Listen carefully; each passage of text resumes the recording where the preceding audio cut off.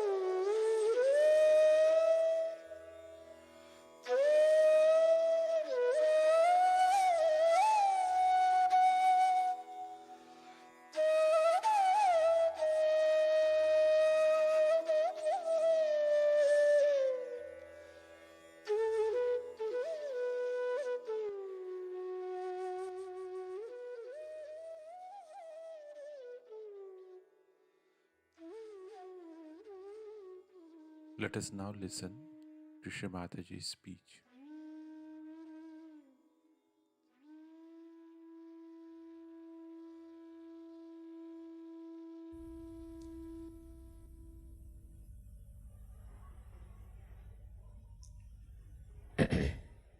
Today we have gathered here to do the Kundalini Puja or the Adi Shakti Puja. There's a difference between the two. Adi Shakti is the total power of God, of His desire, while Kundalini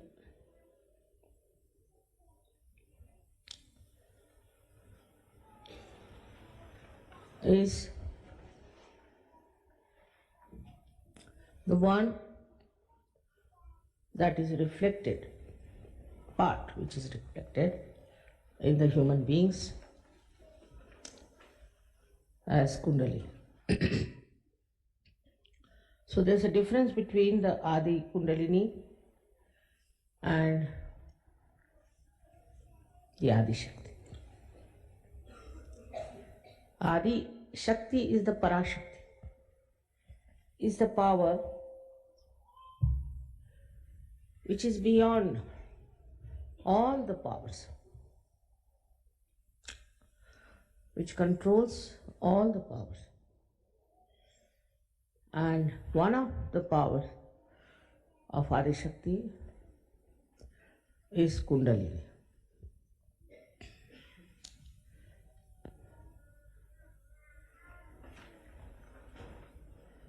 For example, the Kundalini which is placed within me in the triangular bone is not totality of me.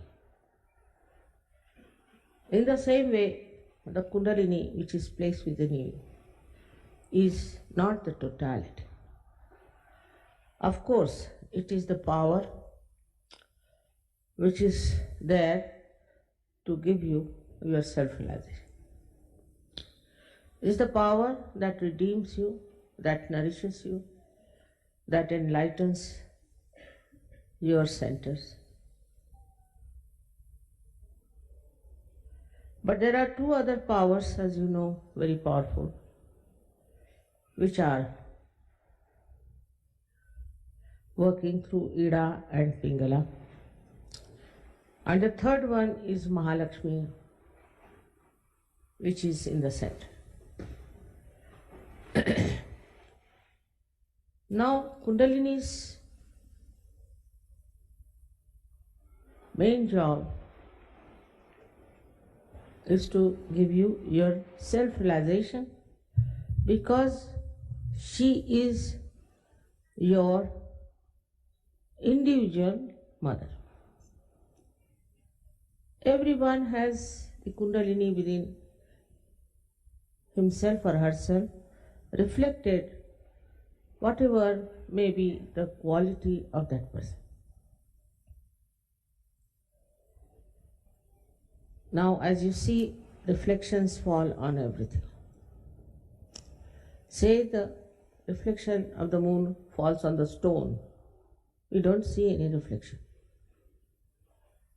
It then falls on a better reflector, say the water, then we can see the reflection. But when it falls on a mirror, which is very nicely made, say in Belgium, it reflects better. So that is how the reflection gradually goes on improving. In the same way, we have human beings who have different reflectors, but they can be improved and they can be made absolutely top class. It's possible. It depends. Now here it comes the two other powers that are within.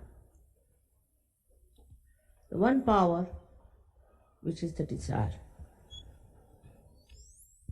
Though the Kundalini, as we see, is the power of pure desire, that it doesn't want anything, but it wants to give you self-realization. The other two powers, one of them is the mundane desire. This mundane desire, if it becomes nothing but pure desire,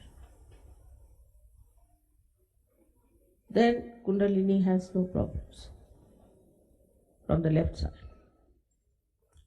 But if it is not a pure desire, but full of other desires, for example, the first desire of human beings, which comes from animals, I think, is food. He wants food to nourish himself.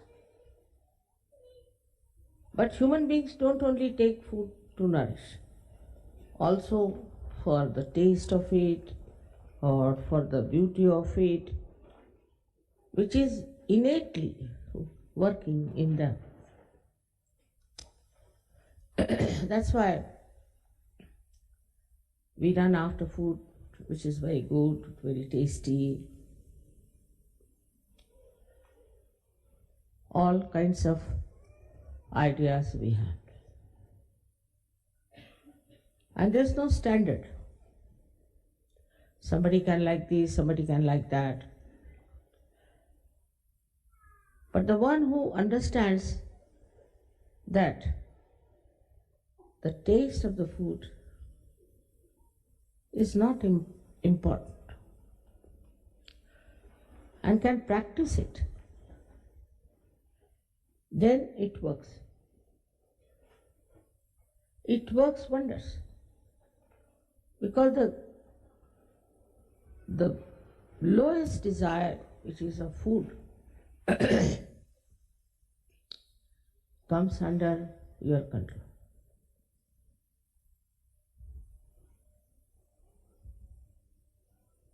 If you can sometimes go without food, of course not for God, but for yourself. God doesn't want you to starve. If you can live without food, if you can enjoy every type of food, then you have done a lot to improve the path of Sushumna for the Kundalini. I've seen in many cases that Kundalini just doesn't rise. She doesn't rise. Even if she rises, she falls back. This happens when a person is very self-indulgent. He's all the time thinking of things which are not of very great importance for spirituality. Apart from this, there's another horrible one desire we have is to grab as much money as possible, to think about money. This time I had a bad experience because Sahajogis came down to me and told me, Mother, they are asking if we should reduce the puja money or something. I was shocked because I never decided about it. It's all decided by the leaders. I said, I'm not concerned. Then they would like to have a bargain, as you have in the shop, you see. Or maybe some sort of a sale or some sort of a thing. This is one of the greatest dangers in your ascent. For a guru, people pay millions and millions. Here you know I'm working it out for your projects, I'm buying lands for you, I'm doing things for you, and for which you need money. But nobody comes forward with any donations as such. They won't. They don't understand that it is for you I have to have all these things, not for me. And they pestered people many a times like this. Once suddenly we decided that we could have 50% payment. Immediately, so many telephone, are you going to have 50% less the bargain price? We are coming for the bargain. Is the sale programming. For example, in the sale, what do? They offer you something so that they can get a lot more customers or things like that. Sahaja Yoga is just the opposite of that. You don't have to give anything, but you get a lot. But this is not for sale. This is not for sale by any chance. It is a thing where you have to pay because we have to have all these things, and I have to pay so many things which you do not know. Like last time we had about, I think, 50 people who came just free. Some of the leaders know, but some of the leaders, they just go on asking like this because, I don't know, perhaps they want to save money or they want to popularize themselves among the disciples, maybe. That is the reason.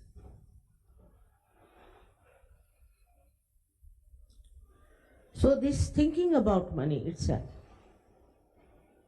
is a very detrimental force for your spirituality. Otherwise, what others are doing is the same. All the time they are thinking of money, thinking of money. Now, if you are thinking of money and thinking of earning more for Sahaja Yoga, to help Sahaja Yoga, it's all right.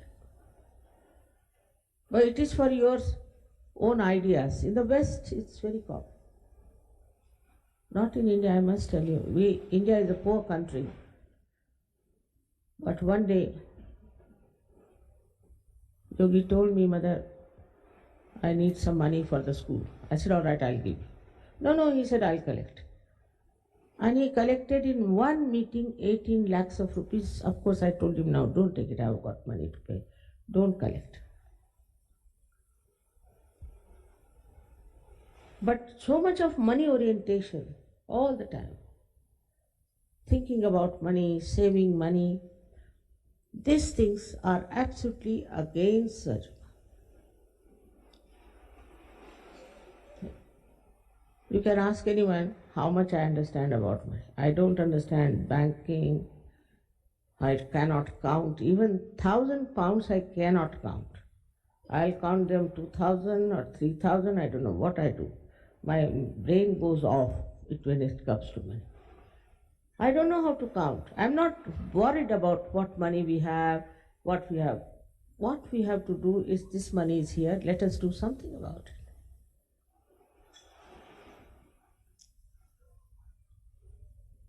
Today, I don't know why I have to tell about this gross subject, but it has been pointed out to me, Mother, you never say anything about it, and the people are getting really materialistic. That's a very sad affair. Even one person who is materialistic will have to go out of Sahaja. Gradually it will work that way, and you will be surprised that you are out of Sahaja. It is very amazing how, after getting realization also, getting on top of the world, we still live in small little holes like rats of this money business. This money has brought so much problems to our world. You can see it clearly. All this economics and all this knowledge of economics, where it has gone? Is the world better by it? There's recession going on everywhere. Everybody is unemployed. In every country you go, there's unemployment so much. This is so much. That shows that this economics is also a very artificial science and dealing with the weaknesses of human beings, not with their strength. If they could know the strength of human beings, they would have done much better than they have done so far. I'll give a simple example.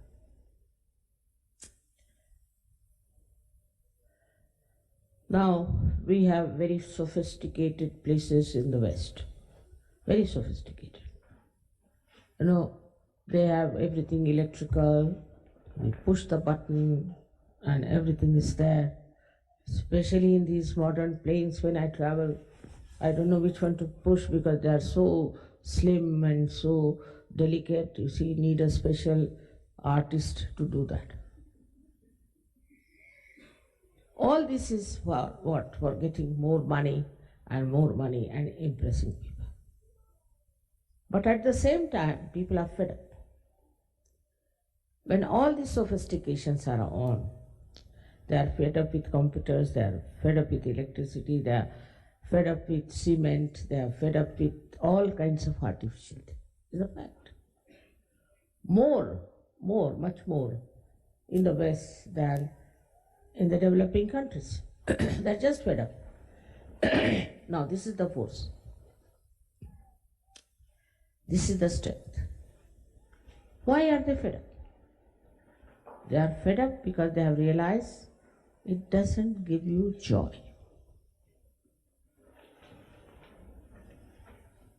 It doesn't give you soothing feeling. It irritates them. So it is against human mind, human character, or human civilization. Something inhuman. So now what to do? I went to America once and went to see a friend of ours. And all the houses were covered with the cow dung color. So I said, why do they have this cow dung all over these houses, What is the matter with them? Why don't they have nice white, or another people like very much is this sand color? They said nowadays these Americans want to have cow dung. I said, cow dung for what? Because they are fed up of cement. Now they can't get so much cow dung here. So they have a special way of making cement look like cow dung. They mix up things so the color comes out like cow dung. So I said, why the cow dung of all the things, you see? So they said that some of them went to India and they had to sleep in some huts which were covered with cow dung. So they found out logically that cow dung, if we have, it will be the most soothing color for us. And so there were articles about it, and people have started using cow dung. So what is the force now behind? What is the strength? The strength is that they want to live in natural way. They don't want to have artificial things. So they go to another extreme to have cow dung. Sahaja Yoga is in between.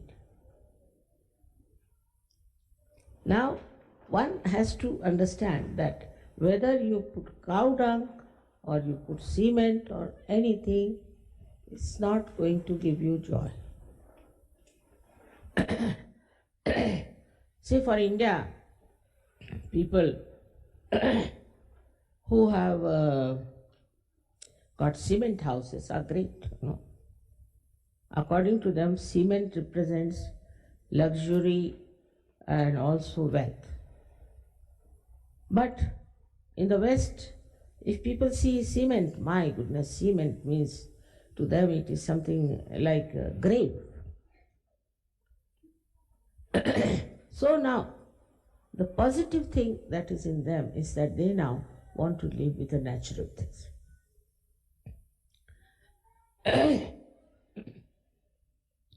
They want to use natural material, natural life.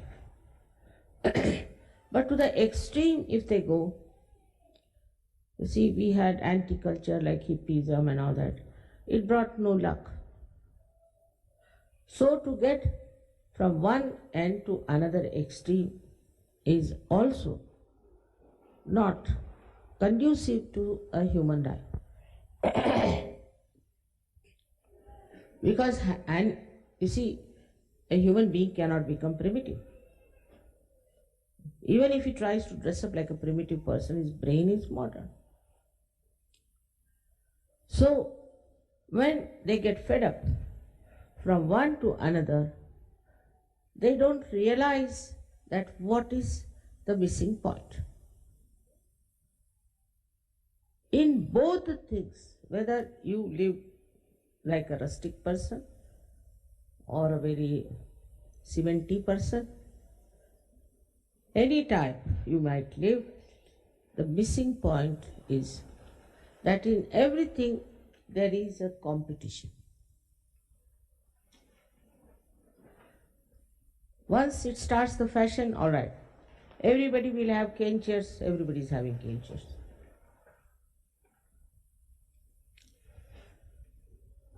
Now in this competition they miss the point, is the joy. A person who is a realized soul will not desire whether it is cement or anything, doesn't matter, it's just the same. But it will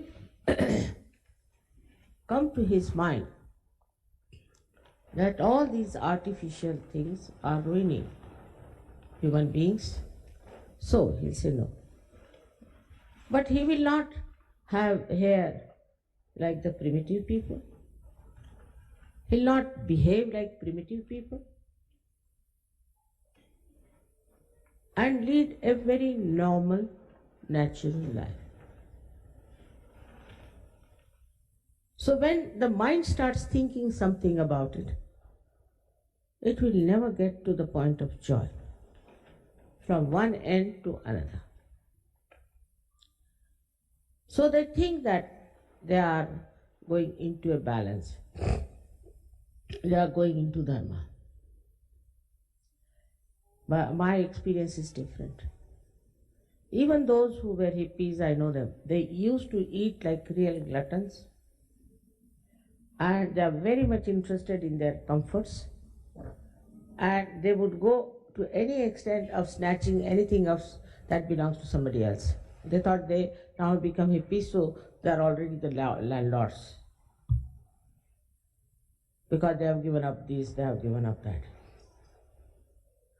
So the mind that suggests that to overcome your money orientation, your competition, and all these artificial things, you should change your lifestyle. But that doesn't help. Never.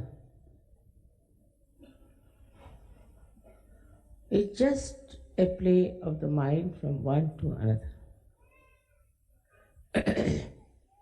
So, how to detach yourself?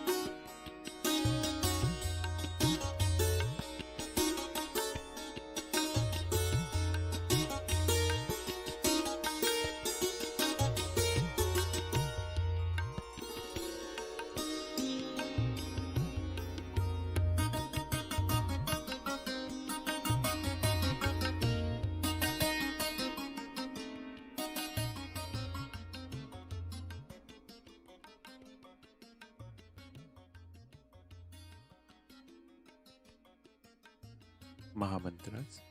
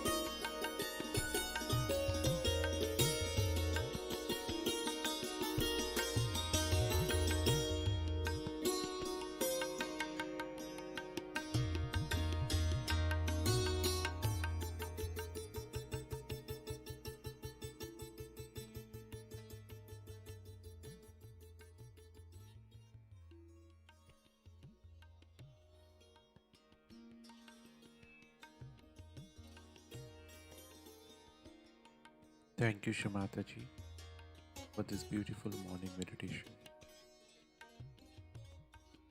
Let us all bow down to Shamata ji, raise our Mother Kundalini and Padma.